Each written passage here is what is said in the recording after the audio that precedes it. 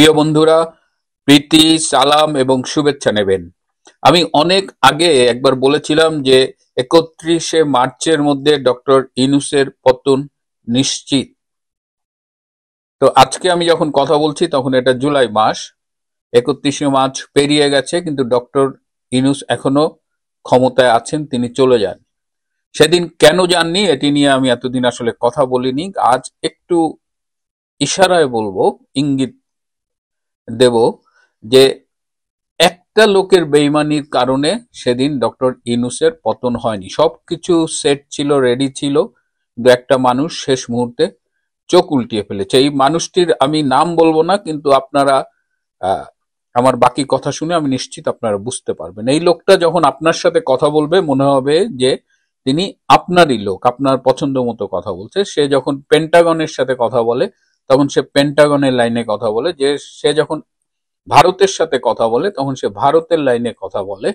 সে যদি আপনার বন্ধু হয়, আপনার সাথে যখন কথা বলবে মনে হবে যে আপনার লাইনে কথা বলছে, কিন্তু সে সবার লাইনে কথা বললেও সে যখন ডক্টর ইউনূসের সাথে কথা বলে তখন সবাই ভাববে যে সে ইউনূসের লোক। কিন্তু সবার মন জুগিয়ে চললেও সে ভেতরে ভেতরে ছিল জামাতের একজন খাঁটি এজেন্ট, জামাতের লোক। কিন্তু তার এই মুখোশ উন্মোচিত হয়ে গেছে। কিন্তু আজকে বাংলাদেশে আপনি যদি আকাশে, বাতাসে, দেওয়ালে কান পাতেন, আপনি শুনতে পারবেন যে ডাক্তার ইউনূস কি চলে যাচ্ছে, তার পতন কি আসন্ন কিনা। ইউটিউবে যারা কথা বলেন, যারা রাজনৈতিক বিশ্লেষক রয়েছেন, এবং তাদের অধিকাংশের ভাষ্য আপনি গত ২-৩ দিন ধরে শুনবেন যে তার পতন নিয়ে একটা আশঙ্কা বাংলাদেশে বিরাজ করছে। এবং মাইলস্টোন স্কুল অ্যান্ড কলেজের উপরে যে বিমানটি দুর্ঘটনায় ধসে পড়লো, সেই ঘটনার পরে আপনারা দেখেছেন যে ডক্টর ইউনূসের অবস্থা আরো নাজুক হয়েছে।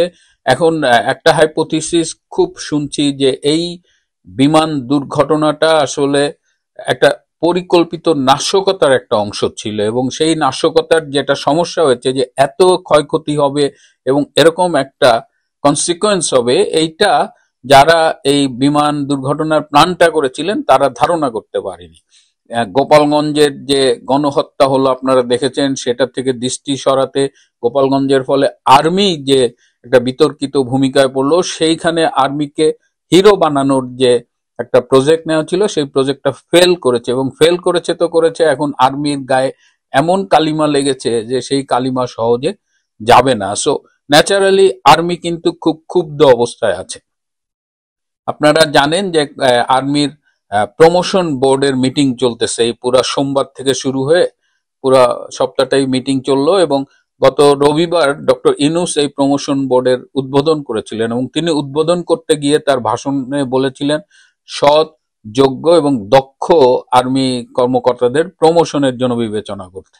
এর আগে সাধারণত দীর্ঘদিন বলা হয়েছে মুক্তিযুদ্ধের চেতনায় বিশ্বাসী দক্ষ যোগ্যদের প্রমোশন দেওয়ার কথা বলা হতো, কিন্তু এবার সৎ শব্দটা যোগ করা হয়েছে। এই সৎ শব্দটা যোগ করার কারণে আর্মির মধ্যে একটা প্রতিক্রিয়া দেখা দিয়েছে, কারণ এই সৎ শব্দটার বাংলাদেশের সোল এজেন্সি হলো জামাতে ইসলামী।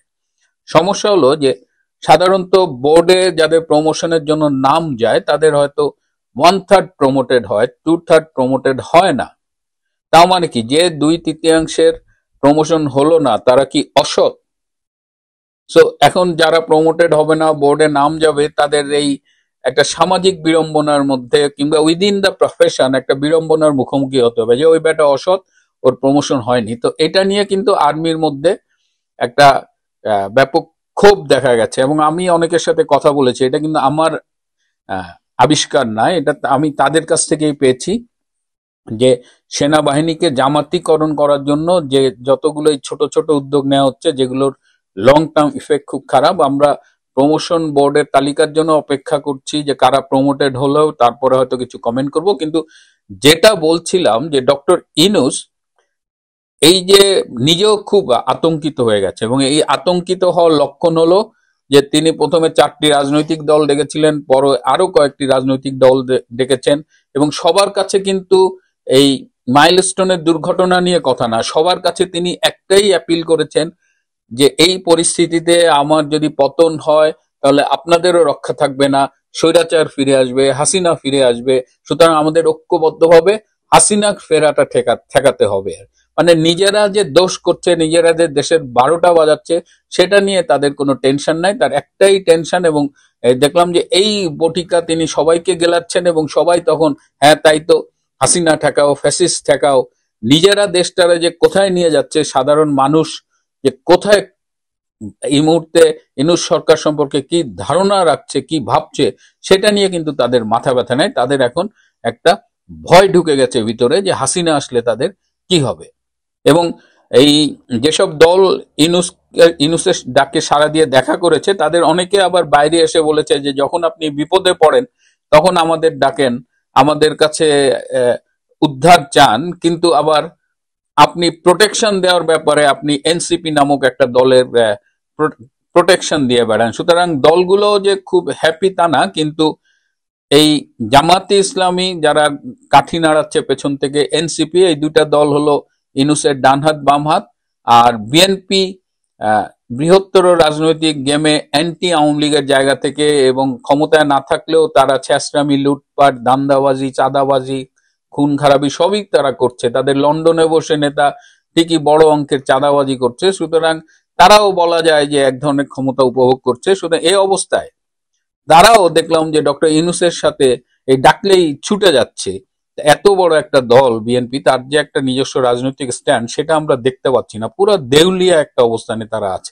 এখন এই ভয়ের ফলে আরেকটা খুব মজার ঘটনা ঘটেছে। আপনাদের জানাই, গত 4-5 দিন রাতের বেলায় ডক্টর ইউনূস কিন্তু যমুনায় ঘুমোচ্ছেন না। রাত 8টা বাজলেই তিনি যমুনা ছেড়ে চলে যান, এবং পরের দিন সকাল 8টায় আবার যমুনায় ফিরে আসেন। কামরুল হাসান আনসারী নামে একজন জামাতের সমর্থক, অনুসারী আছেন। তিনি গোলাম আজমের খুব ঘনিষ্ঠ ছিলেন। প্রতি রাতে এই কামরুল হাসান আনসারী ডক্টর ইউনূসকে নিয়ে ক্যান্টনমেন্টে চলে যান। তিনি ক্যান্টনমেন্টে রাত্রি যাপন করেন, এবং এই আনসারী আবার সকালে ডক্টর ইউনূসকে ফিরিয়ে দিয়ে যায়। তিনি ভয়ে যমুনায় থাকেন না যে হয়তো রাতে কোনো কিছু একটা ঘটে যেতে পারে এবং তাকে ক্ষমতাচ্যুত করা হতে পারে। তিনি ক্যান্টনমেন্টে খুব উঁচু পর্যায়ের একজন সেনা অফিসারের বাসায় থাকেন। তো ডক্টর ইউনূস এত ভয় পাচ্ছেন কেন? এই যে সচিবালয়ের যে আন্দোলনটা হলো, এটাকে অত্যন্ত পরিকল্পিতভাবে তারা এটাকে ছাত্রলীগের আন্দোলন বলার চেষ্টা করছে, কিন্তু তারাও জানে, দেশবাসীও জানে, যারা আন্দোলনে অংশগ্রহণ করেছে সেই ছাত্রছাত্রীরাও জানে যে এটা সাধারণ ছাত্রছাত্রীদের একটা স্বতঃস্ফূর্ত ক্ষোভ, বিক্ষোভ, এবং সবাই ডক্টর ইউনূসকে মোটামুটি লাল কার্ড দেখিয়ে দিয়েছে। একদম জামাত বা এইসব রাজনৈতিক চামচা ছাড়া সাধারণ মানুষের পক্ষ থেকে ডক্টর ইউনূসকে অনেক আগেই হলুদ কার্ড দেখানো হচ্ছিল, কিন্তু তাকে লাল কার্ড দেখানো হয়ে গেছে। তো এই অবস্থায় ডক্টর ইউনূসের সম্ভাব্য 3টা পরিণতি হতে পারে। একটা হলো যে তিনি ক্ষমতাচ্যুত হয়ে বন্দী হতে পারেন। দ্বিতীয় হলো তিনি হয়তো দেশ ত্যাগ করতে পারেন, দেশ ত্যাগ করে পালিয়ে যেতে পারেন। দ্বিতীয় কোনো দেশে, কয়েকটা দেশের নেগোসিয়েশন চলতেছে, তিনি পালিয়ে কোন দেশে যেতে পারেন।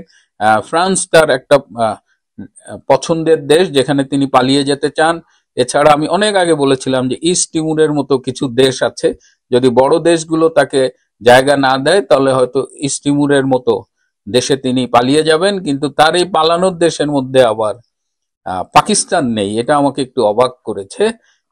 তৃতীয় আরেকটা পরিণতি হতে পারে, সেটা সম্ভাবনা খুব কম, কিন্তু রাজনীতিতে তো বলা যায় না, আমি সেই পরিণতির কথাটা এখানে উচ্চারণ করছি না। কিন্তু ডক্টর ইউনূস ভয়াবহ অবস্থার মধ্যে আছে, এবং তার উপদেষ্টা পরিষদের মধ্যে এক ধরনের কাঁপুনি কাজ করছে। শনিবার, আজকে এই যদিও সরকারি ছুটির দিন, কিন্তু অনেক উপদেষ্টাই শনিবার দিন অফিস করে, কিন্তু আজকে কোনো উপদেষ্টাকে অফিস করতে দেখা যায়নি। এবং আজকে আমি যখন রেকর্ড করছি, দুপুর 3টার দিকে ঢাকায় একটা জরুরি উপদেষ্টাদের মিটিং হওয়ার কথা শুনেছি। তো এটি এখনো আমি নিশ্চিত না, একটা মিটিং হতে পারে। Something fishy is going on, এবং এইবার ডক্টর ইউনূসের হয়তো দিন শেষ হয়ে আসবে, এবং এইবার জেনারেল ওয়াকার খান তাকে আর রক্ষা করতে পারবেন না। কারণ এইবারের পরিবর্তন, জনগণের স্বতঃস্ফূর্ত ক্ষোভ এবং জাতীয় এবং আন্তর্জাতিক যে বিষয়গুলো, যে প্রভাবকগুলো কাজ করছে, তার কোথাও জেনারেল ওয়াকার খানকে রাখা হয়নি। কারণ general Waker Khan is very dedicated and committed to Jamaat Islam, and এই ইসলামিক ফোর্স, এই জঙ্গি গোষ্ঠীর প্রতি কমিটেড। সুতরাং এইবার যদি পরিবর্তন হয় সেটা জনগণের আকাঙ্ক্ষার পরিণতিতেই এই পরিবর্তন হবে এবং এর সাথে আন্তর্জাতিক কিছু প্রভাবক কাজ করবে। এই আন্তর্জাতিক প্রভাবকদের বিষয় নিয়ে আমি এই মুহূর্তে কিছু বলছি না, কিন্তু যে কোনো একটা পরিবর্তনের জন্য অপেক্ষায় থাকুন। বাংলাদেশে নতুন দিন, নতুন সূর্য উদয়ের ব্যাপারটা জাস্ট সময়ের ব্যাপার। Please wait and have patience. আজ এ পর্যন্তই। ভালো থাকবেন, সুস্থ থাকবেন, তার চেয়েও জরুরি হলো নিরাপদে থাকবেন। সবাইকে অনেক ধন্যবাদ।